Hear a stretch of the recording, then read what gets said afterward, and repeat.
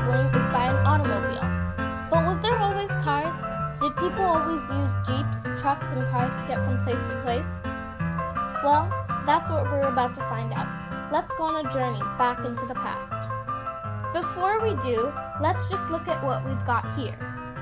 The automobile, invented by Carl Benz, who used a gasoline-powered internal combustion engine in 1886.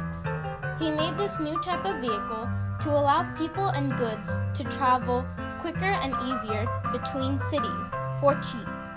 What exactly was this thing? What did it do? The automobile is a better way of transportation for people. Now, we are able to go to any desired destination in a short period of time. The first car was built and used in Central Europe and has expanded to all over the world and has been part of our world from the late 1800s to the present day.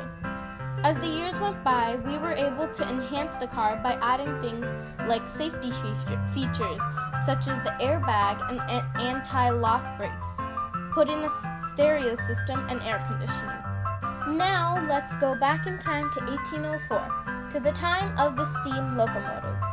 George Stephenson and Richard Trevithick used the invention of the steam engine and developed it into the locomotive, creating the steam locomotive.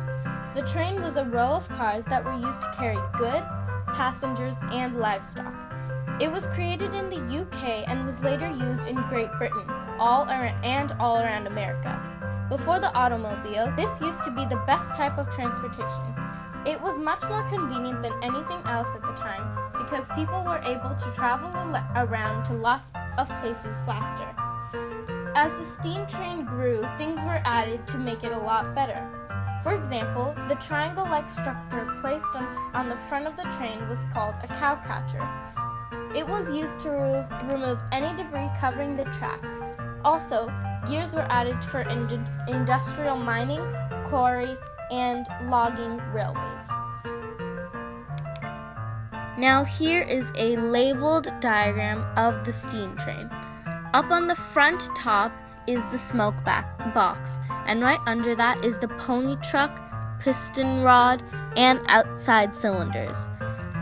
Next to that, by the wheels, are the crosshead, connecting rod, driving wheels, and coupling rods. On top is the top feed, safety valves, washout plugs, and whistle. And right there on the bottom is the firebox.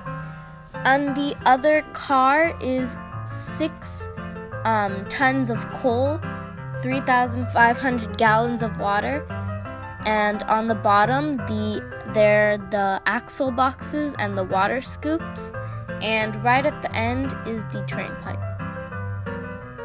And now let me take you to the ancient times around 3000 BC, where the innovation for transportation was the chariot, which is a form of the horse-drawn carriage.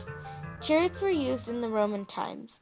Subsequently, horse-drawn carriages were mostly used for carrying passengers to different places. The chariot had a small pedestal supported by 2 wheels and pulled with 1 or 2 horses. Through continuous innovations, early chariots evolved to horse carriages that were covered and had doors and windows. Carriage use in North America came with the establishment of European settlers. Eventually, carriages or coaches were sought to transport goods as well as people. Carriages and coaches began to disappear as the use of steam propulsion began to generate more and more interest. Lastly, here is a timeline of the different innovations of transportation that I have talked about. Alright, now it's time to go back home. Let's recap on what we've learned on this fun trip. First, we talked about the present time and how we have cars that we are able to travel around to almost anywhere for cheap and really quickly. Then we traveled back in time to the 1800s, where we looked at the amazing steam locomotive and how it had a great impact on how we use transportation. After that, we checked out the horse-drawn carriage, which was used for a very long time. And now we're back home. Personally, I like living in this era of transportation, but I can't wait to see what the future holds. Thank you for watching. Bye!